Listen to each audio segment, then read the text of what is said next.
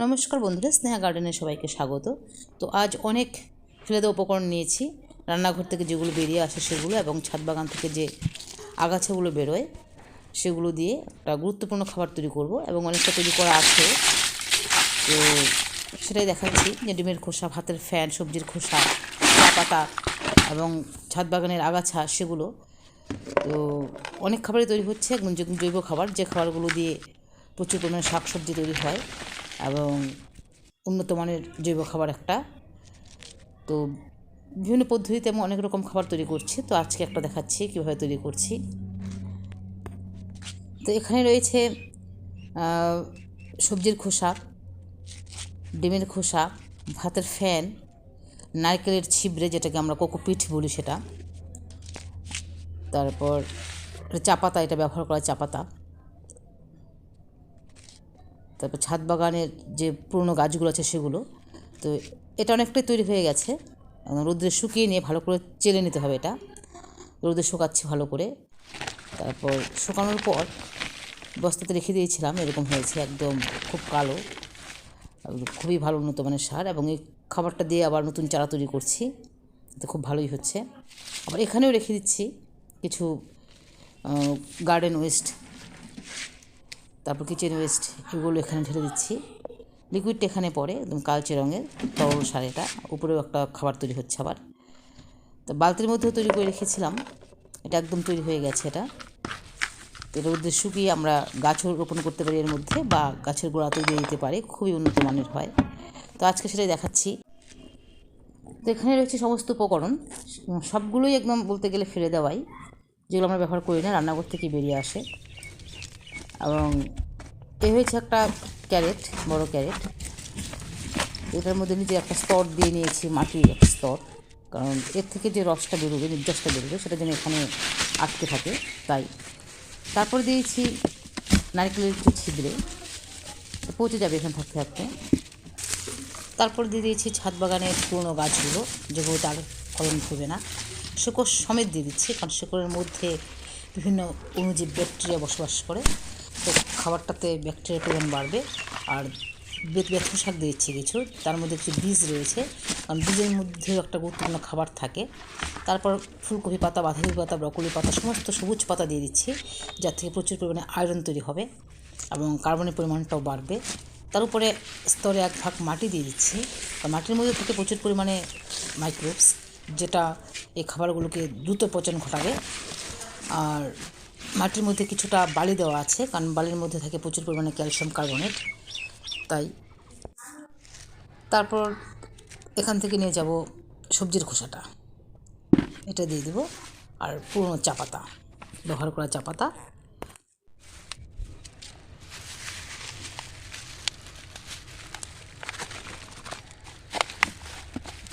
তারপর দিয়ে দিচ্ছি সবজির খোসা, এখানে পালং পাতা, ডাঁটা পাতা এবং গাজর, মিষ্টি কুমড়ো, অনেক কিছুই রয়েছে।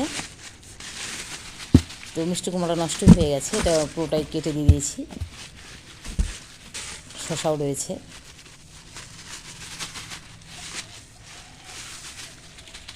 হচ্ছে গাজর, মটরশুঁটি, কারণ এগুলো দেওয়াতে খাবারটা অনেক উন্নত মানের হবে।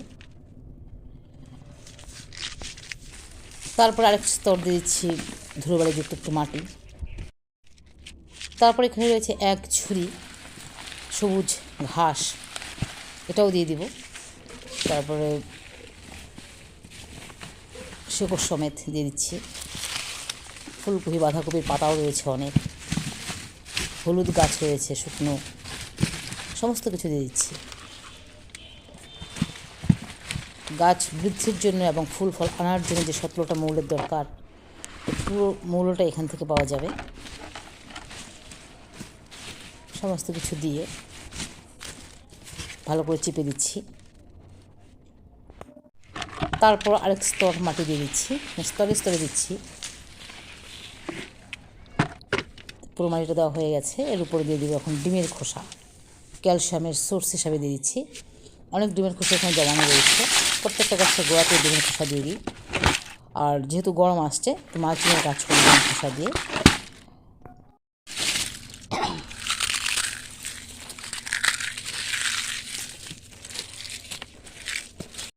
ডিমের খোসা দিয়ে দেওয়ার পর দিয়েছি ভাতের ফ্যান, বেশি করে দিয়েছি, ভিজিয়ে দিচ্ছি ভাতের ফ্যান দিয়ে, একটু ভাতও রয়েছে কয়েকটা। তো ফ্যানটা দেওয়া হয়ে গেছে। এখান থেকে একটু খাবার তুলে নেব, এটাতে মিশিয়ে দেবো যেন তাড়াতাড়ি পচনক্রিয়াটা তাড়াতাড়ি হয়। তো এটার মধ্যে রয়েছে গুড়, তারপর ছানার জল, টক দই, এসব অর্থাৎ দুগ্ধজাত অনেক কিছু এখানে রয়েছে, আর চালের গুঁড়ো রয়েছে এখানে। এখান থেকে তুলে নিচ্ছি, তুলে নিয়ে জলের সঙ্গে মিশিয়ে একটু পাতলা করে পুরো খাবারটার মধ্যে ঢেলে দেবো, কারণ এখানে প্রচুর পরিমাণে বেসিলাস প্রজাতির অণুজীব তৈরি হচ্ছে, যেটা খাবারের মানটাকে আরও স্ট্রং করবে। তো এটা নিয়ে নিচ্ছি এখান থেকে। কলার খোসাও রয়েছে এখানে অনেক, পেঁয়াজের খোসা রয়েছে এটার মধ্যে অনেক। এটা খুব পাতলা করে গাছের মধ্যে 15 দিন 1 দিন আমি দিয়ে দিই। এখান থেকে একটু লিকুইড খাবার তুলে নেব, একটা সবজির খোসা ভেজানো জল আর একটা সর্ষের খোল ভেজানো পাতলা জল। এখান থেকে অল্প অল্প তুলে নিয়ে 1 বালতি করে পুরো খাবারটার উপরে ঢেলে দিয়ে আসবো।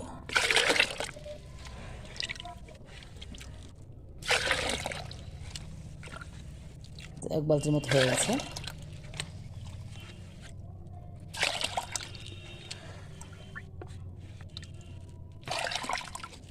এগুলো আমি গাছে ব্যবহার করি। ভালো করে নেড়ে চেড়ে নিচ্ছি মিশিয়ে, তারপর এখানে ঢেলে দিচ্ছি।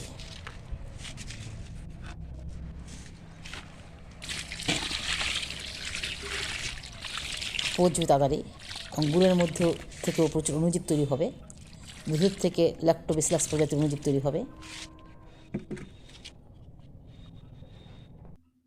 তারপর এটা ঢেকে রাখবো একটু মাটি দিয়ে, একটু মাটির স্তর দিয়ে দিচ্ছি উপরে, ভালো করে মাটি দিয়ে 1 মাসের জন্য ঢেকে রাখবো। যেহেতু মাটির পরিমাণটা কম হয়ে গেছে, এই প্যাকেটটা নিয়ে আসছি। এই প্যাকেটটার মধ্যে একটা ফুলকপি গাছ হয়েছিল, অনেক বড় হয়েছিল ফুলকপিটা, এটাও খুব উন্নত মানের মাটিটা। তো তো এই মাটিটাও ভালো করে দিয়ে দিচ্ছি, একদম ভালো করে চাপা দিয়ে দিচ্ছি। তো পুরো মাটিটা দেওয়া হয়ে গেছে। তারপর একটা ঢাকনা দিয়ে ঢেকে দিচ্ছি, এবং উপরে একটা কিছু দিয়ে চাপা দিয়ে দিব, আর হাওয়া বাতাসে আসলে মুখটা খুলে যেতে পারে। তাই এটার মধ্যে ইচ্ছা করলে আমরা 1-1.5 মাস পরে কোনো নতুন গাছ রোপণ করতে পারি, তাতে গাছের বৃদ্ধি খুব ভালো হয়। তো এখানে একটা লাউ গাছ রয়েছে, ফুল কুড়িয়ে আসছে। এই লাউ গাছটাও এরকম মাটি তৈরি করে বসিয়ে দিয়েছিলাম, তো খুব ভালোই হচ্ছে, প্রচুর কুড়ি আসছে লাউয়ের। তো মাটিটা একটু দেখাই, এই যে মাটিটা এভাবে তৈরি করা। তো এখানেও কিছু শাক রয়েছে, মেথি শাক, ধনে পাতা। তো এখানকার যে মাটিটা সেটা এভাবেই তৈরি করা। আর এখানে বেগুন গাছটাতে তো প্রচুর ফুল চলে আসছে, কুড়ি চলে আসছে। এটার মধ্যেও শুকনো ঘাস, শুকনো পাতা, অল্প মাটি মিশিয়ে বসিয়েছিলাম, তো এত সুন্দর গাছটা হচ্ছে। এবং এই যে ঘাস পাতাগুলো, আর এখানে একটা 1 পুটুলি খাবার দেওয়া আছে নিচের দিকে ছিদ্র করা, তো এত সুন্দর হয়েছে গাছটা।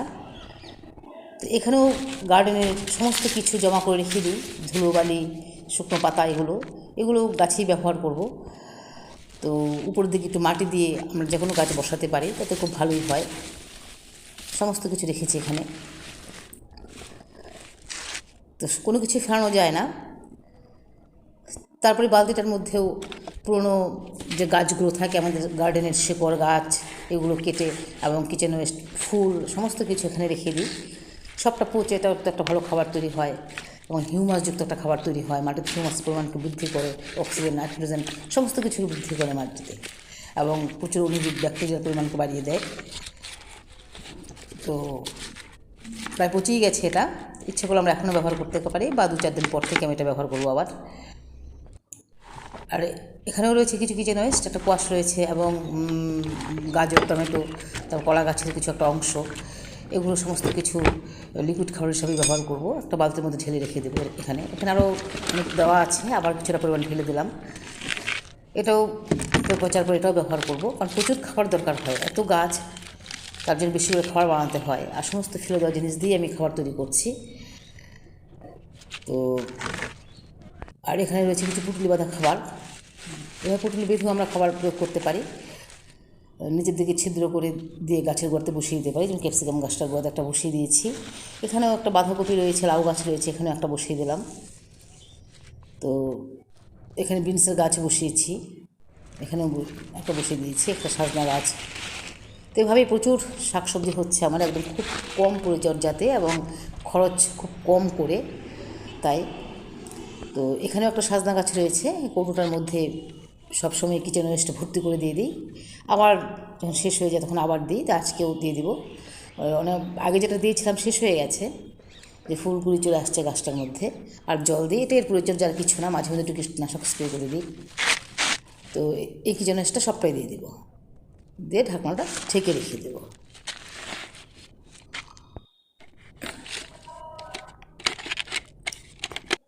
তো এটাও কিচেন ওয়েস্ট, গার্ডেন ওয়েস্ট, ভাতের ফ্যান, ভাত এসব দিয়ে তৈরি করা। পুরোটা শুকিয়ে গেলে চালবো, চেলে তারপরে এরকম লেবু গাছে, বিভিন্ন গাছের মধ্যে 2 মুঠো 3 মুঠো করে দিয়ে দিব। কারণ এই খাবারগুলো চেলে দিলে, একদম মিহি করে দিলে গাছ তাড়াতাড়ি নিতে পারে। তাই প্রত্যেকটা গাছেই দিয়ে দেবো, তো ফুল ফল ঝরবে না, খুব ভালো থাকবে। তো আজ ভিডিওটা এখানেই রাখছি, দেখা হয় পরবর্তী ভিডিওতে। তো তখন আপনার ভালো থাকুন, সুস্থ থাকুন।